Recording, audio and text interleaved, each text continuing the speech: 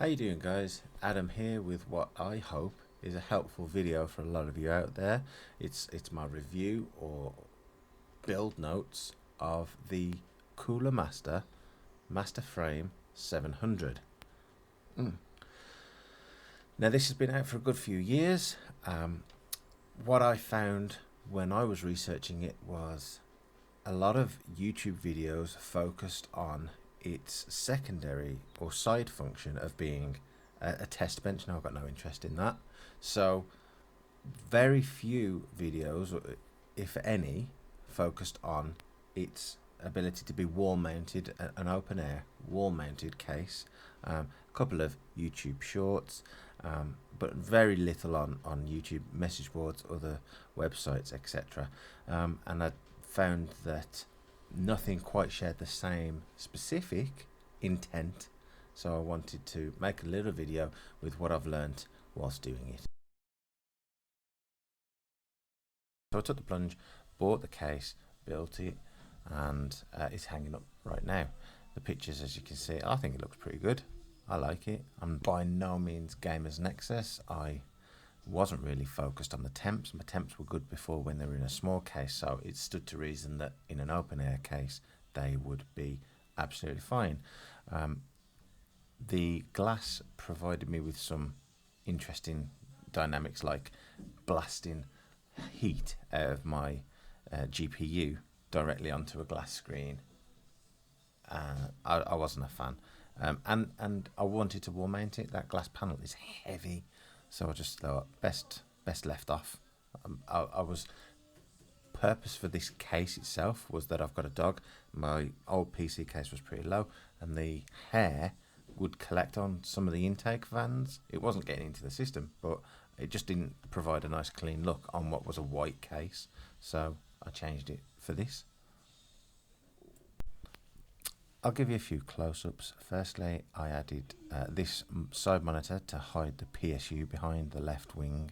Still haven't finalised the screen layout or anything like that. It's just something to show final form, if you will.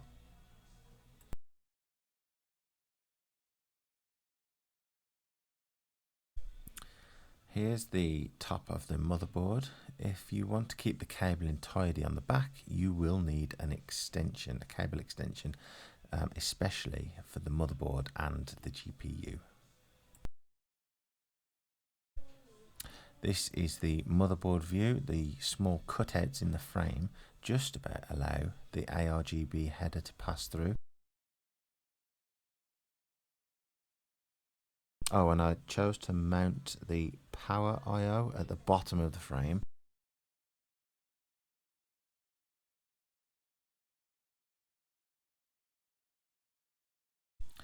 Having the wings as open as I do will really stretch your all-in-one rads to the limit of their hose length. I guess that's why I always saw water-cooled systems, you know, with bespoke pipes and layouts. Initially, I envisaged adopting water cooling, but the price, I'm not going to lie, the price and the maintenance put me off.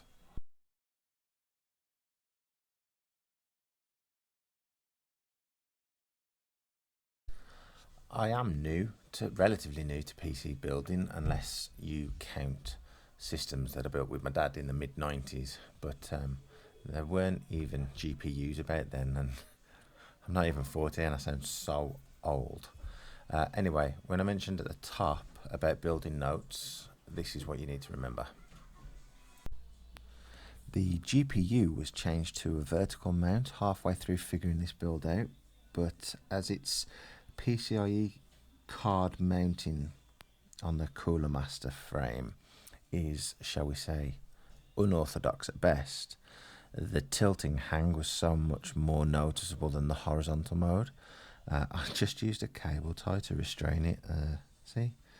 Now that's not going to be acceptable to everybody, I get it. Secondly, the more astute amongst you will have considered this already, but attaching the PSU to one wing with a monitor on the other side and only a radiator with fans to compensate at the other end throws the weight distribution off drastically. Here's the picture. Now, the part I did have the foresight to factor in was that the PSU stops you getting a flush fit to the wall. This actually allows you a little space for the cables, so tying them down, strapping it around. There's the sheer amount of cables. There are very few VESA wall brackets that can accommodate this weight, and without being on some mechanical arm that I just didn't want, in truth, I was dubious about such a heavy weight. This thing tipped the scales in at just over 20 kgs, although I did measure it with the glass. And although my TV is heavier, it comes with a manufacturer-made bracket and is lower profile, therefore the weight is closer to the wall. This just looks desperate to drop, but it's all safe and secure now. You also need to consider a few other expenses. I mentioned the PSU extension cables, the wall mounting bracket, of course. Nobody is saying that you have to go vertical GPU, or even this, a power switch saving me from reaching for the button. Everything else I used is linked down below. I don't get kickbacks or anything, I just want it to be thorough. A few quick snapshots of the build in progress.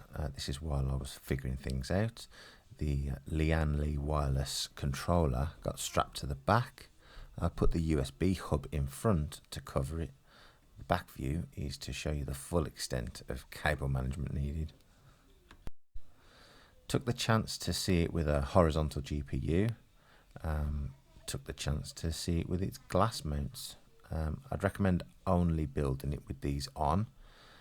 Even if you're not going to use the glass on, it's a much more stable beast to build with these on, and then just unscrew them before you mount it if that's your motive.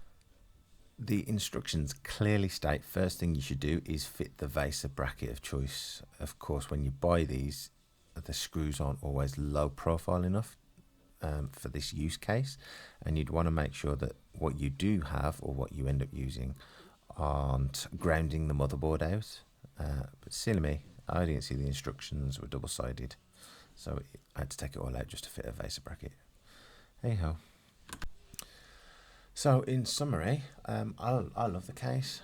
You'll see I keep looking up, that's literally where it is right now. It's way cooler than my old NZXT H6 Flow, which was a lovely case. But as I mentioned, the dog just has free roam of the house, and whilst I'd got on my intake and exhaust system right, his hair was just unsightly on a white case. I was wary of going from 9 fans down to just these 3, but things actually run cooler anyway.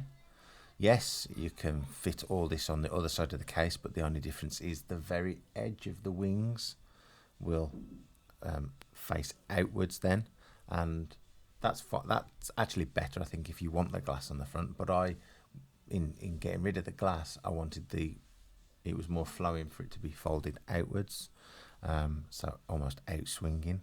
I thought it looked more natural and less of a closed off aesthetic.